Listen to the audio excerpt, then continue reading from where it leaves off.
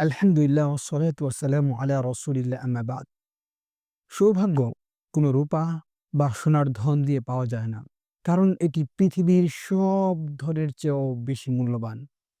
সৌভাগ্য সমুদ্রের গভীরে থাকা মুক্তোর মতো, যা খুঁজে পেতে দক্ষ ডুবুরির প্রয়োজন। সৌভাগ্য হলো তোমার আচরণ, তোমার কথা, তোমার আশা এবং জীবনের প্রতি তোমার বাস্তববাদী, আশাবাদী এবং দৃষ্টিভঙ্গি। নিজের ভেতর খুঁজে দেখো। তোমার অন্তরে আছে এক মূল্যবান ধন, যা খুঁজে পেলে জীবনের অর্থ বুঝতে পারবে।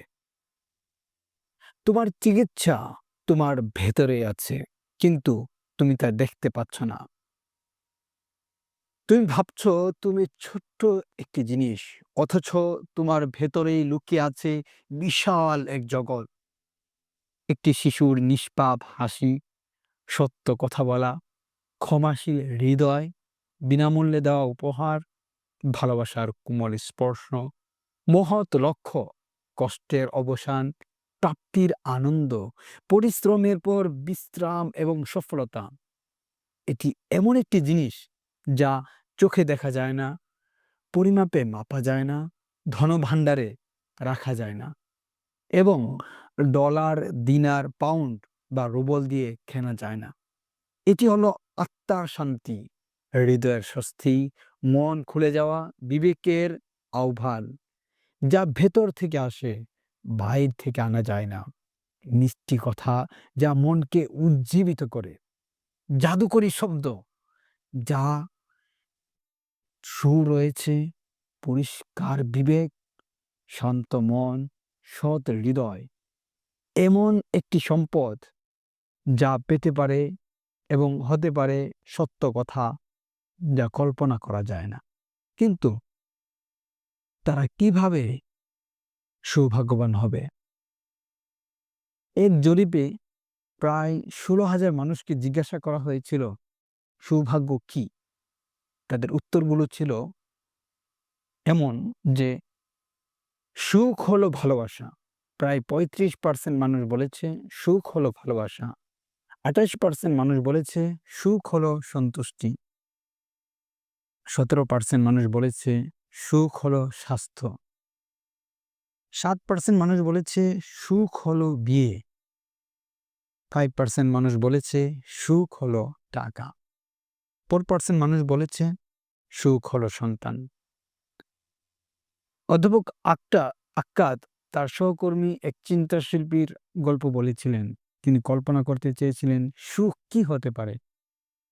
তিনি একটি কল্পনা করেছিলেন। তিনি বলেন, আমি তাকে বলেছিলাম যে আমি সুখকে কল্পনা করি যখন এটি এই বয়সে অতিক্রম করে। এটি তার অজ্ঞতার সময় নয়, বরং এটি অভিজ্ঞতা, শক্তি এবং জ্ঞানের সময়। সুখ এমন কিছু নয় যা কেবল আনন্দ বা শক্তি বা উদ্যম, যা কিশোরকে দিয়ে প্রকাশ করা যায়। সুখ হলো অনেক কিছু যা সন্তুষ্টি এবং পরিপূর্ণতার অনুভূতি দেয়। এক মুখাবয়ব শান্ত, সন্তুষ্ট এবং বিশ্বাসে পূর্ণ হতে হবে। স্মৃতির দ্বারা প্রশমিত কষ্ট, মমতায় পরিশুদ্ধ আনন্দ এবং ক্লান্তি এবং অবসাদে আবৃত উদ্যম থাকতে হবে। প্রিয় বন্ধু, সুখ একটি অনুভূতি এবং উপলব্ধি। এটি কোনো বৈজ্ঞানিক তত্ত্ব নয়, যা এমন কিছু নয় যা সীমানা বা সংজ্ঞায় মাধ্যমে আঁকা যায়।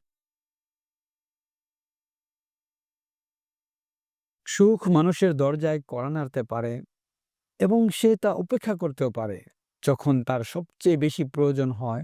যেমন শৈশব এবং কৈশোরের সুখ, যেখানে অনেক সুখ উপভোগ করে কিন্তু তার নামই জানে না। যদি টাকা দিয়ে সুখ পাওয়া যেত, তাহলে পাহাড় আর খনি আমাদের থেকে অনেক বেশি সুখী হতো। যদি সৌন্দর্য আর সাজগোজ দিয়ে সুখ পাওয়া যেত, তাহলে ফুল আর গাছপালা আমাদের চেয়ে বেশি সুন্দর হতো।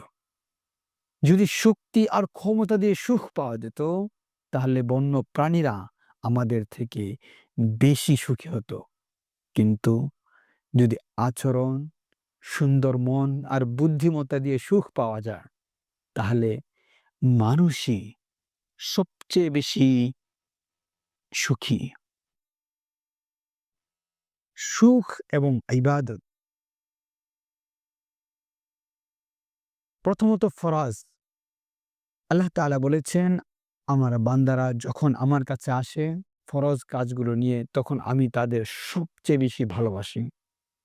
যারা ভালো কাজ করে আমি তাদেরকে উত্তম জীবন দান করি।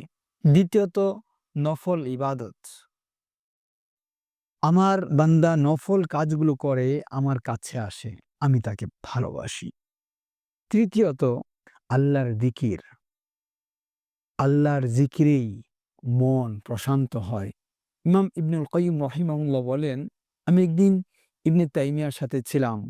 তিনি ফজরের পর আল্লাহর যিকির করছিলেন দ্বিপ্রহর পর্যন্ত, এবং তিনি বললেন, এটা না করলে আমি দুর্বল হয়ে যেতাম, এটা আমার খাবারের মতো। চতুর্থত কুরআন তেলাওয়াত করা। কুরআন হলো মুমিনের জন্য শিফা এবং রহমত। পঞ্চমত ভালো কাজ করা। ভালো কাজ করা লোকেরা সুখে থাকে। ইমাম ইবনে তাইমিয়া বলেন, ইন্নাল আবরার লাফি নাঈম।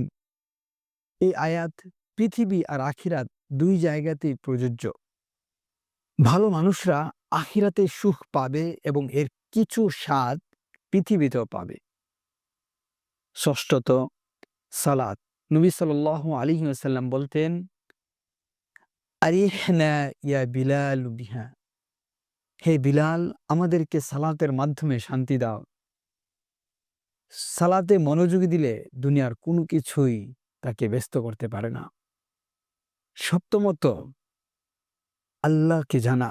ইমাম ইবনে তাইমিয়া বলেন, আমার হৃদয়ে মাঝে মাঝে এমন সময় আসে যখন আমি আনন্দে নাচতে থাকি। যদি জান্নাতের লোকেরা এমন সুখে থাকে তাহলে সত্যিই তা ভালো। মানুষ এই দুনিয়াতে আল্লাহকে দেখতে পায় না, কিন্তু তার কাজের ফল দেখে বিশ্বাস করে। এজন্য নবী সাল্লাল্লাহু আলাইহি ওয়াসাল্লাম বলেছেন, ইহসান হলো তুমি আল্লাহর ইবাদত করো যেন তুমি তাকে দেখছো। যদি তুমি তাকে না দেখো তবে নিশ্চয়ই তিনি তোমাকে দেখছেন।